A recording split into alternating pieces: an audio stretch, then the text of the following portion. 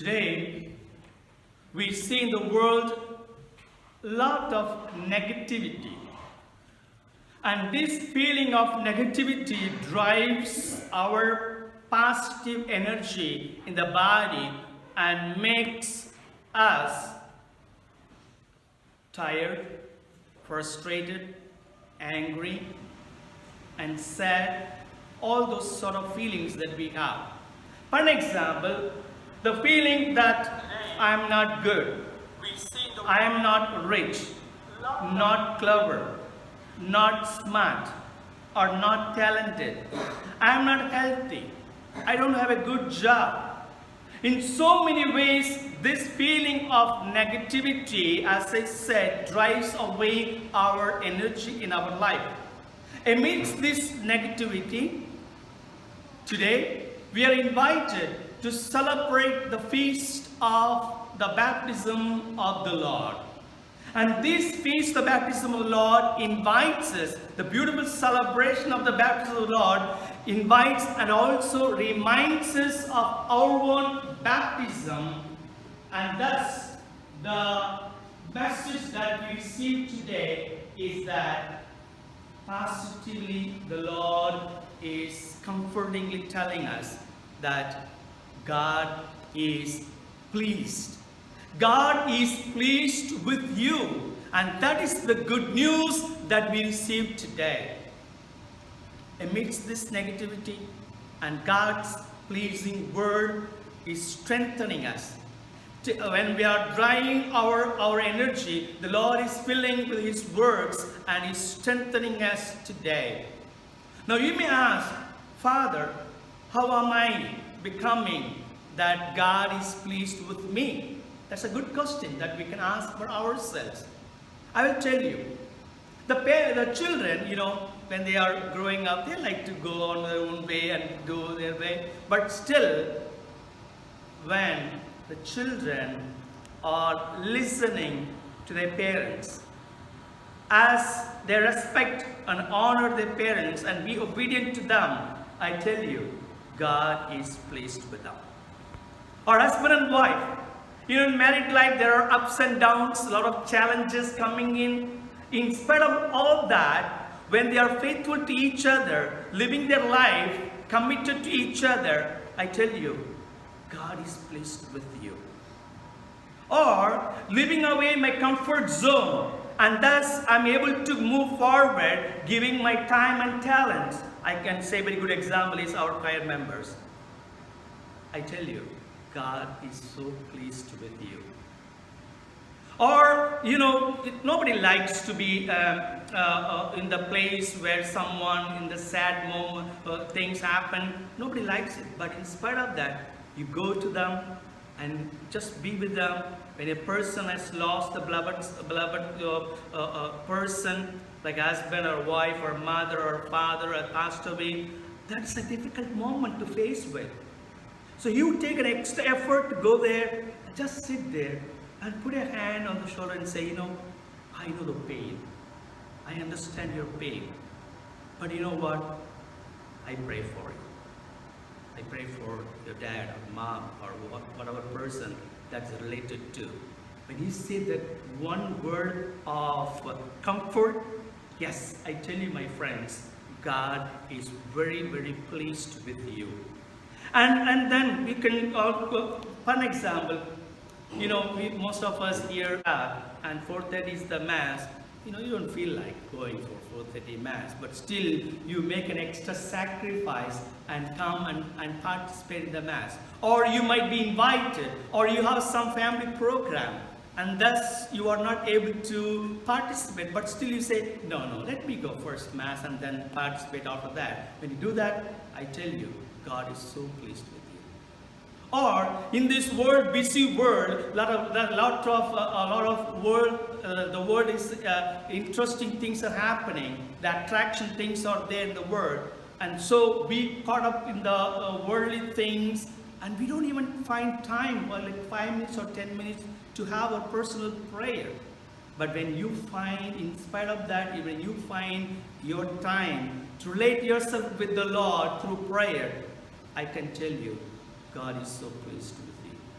These are the examples how God is really pleased with you. And that is what we see in today's feast as we are reading in the gospel, wherein Jesus is being told by God the Father that he is pleased. God the Father is pleased with the Son. Now, I want you to imagine with me. Now, God the Father is telling to the Son, Son, I want you to go into the world, take the human nature, human form. I want you to save this fallen humanity in sin. And Jesus could have very well said, come on, Dad. You know what? We are omnipotent. We are all powerful. We are almighty. You are asking me to go and redeem the people and becoming one of them and read them? It's a lot easier, Just say one word. That's what we did in the beginning. We said, let there be light. The light was there. Let there be all kinds of creatures. All the creatures were there created. With the word being pronounced, everything was done, Dad. Come on, let us even say, let all the human beings be saved from the fallen state in the sin. Sure, that they will get all saved. He could have very well said in that way. But he did not. Rather, that was the will of God the Father, and thus Jesus took the human nature, human form. He participated in everything except sin. That's what we read from the Bible, right? So he participated in human nature, human life, everything. And thus, today, even the baptism of the Lord as we reflect, the baptism of Jesus itself becomes the foretaste of what is going to happen in the future. That is, his passion, his death, and resurrection. So baptism of the Lord is the foretaste of Jesus' passion, death, and resurrection. And thus, God the Father knew that. Jesus knew that what he's undergoing. He'll be undergoing in the future. So he was obedient to God the Father. And that is the reason now we can understand in the background why the voice of the God the Father came upon him. Because he did what God the Father wanted him to do. In its complete 100% he gave himself. And that's why the voice came. You are my beloved Son. With you I am well pleased. Today, not only Jesus is well pleased, but you and me. We are also called to be the children with whom God is well pleased. This is the call of the baptism that we have received in our life too. As we are celebrating the baptism of the Lord, this is the call coming to us also, reminding us our own baptism, the call of our own baptism. Living up to the call of our occasion, our baptism, a call of our baptism, sure, we become also the children with whom God is well pleased with us.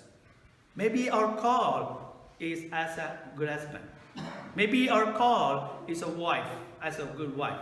Maybe our call as a mother, or a father, or a grandpa, or grandma, or an aunt, or uncle, or a manager, or a teacher, a student, or a doctor, a nurse, a caretaker, a homemaker, an engineer, or a lawyer, or a judge, or a social worker, or a sacristan, or an usher, or our altar servers, or choir members, or extraordinary ministers. There are many ways that we have our vocation to live it in complete, in 100%, when we are giving 100% of ourselves and living up to the call of our own baptism. Sure, I can tell you, we are so much appreciated by God, and God would say, I am so well pleased with you. When we are as we are fulfilling our duty and responsibility, the voice, that tender and soft voice of the Lord will be coming from you behind, saying you, my son, my daughter, I am well pleased with you. This is a call that we are getting. This is a beautiful invitation the Lord throws upon us as we are celebrating the baptism of the Lord. As Jesus was recognized by God the Father, saying that he was well pleased with Jesus, so also we have a call to live up our life so that God the Father one day will say to us also, listen to him. Sure, he will say to you, my son, my daughter, I am pleased with you. This is our call. This is our beautiful invitation. And this invitation helps us to throw away all our negativity and be filled with God's blessings upon us. Today, my prayer is, God bless you, and may we continue to live as his children, that we also become one day pleasing children of God.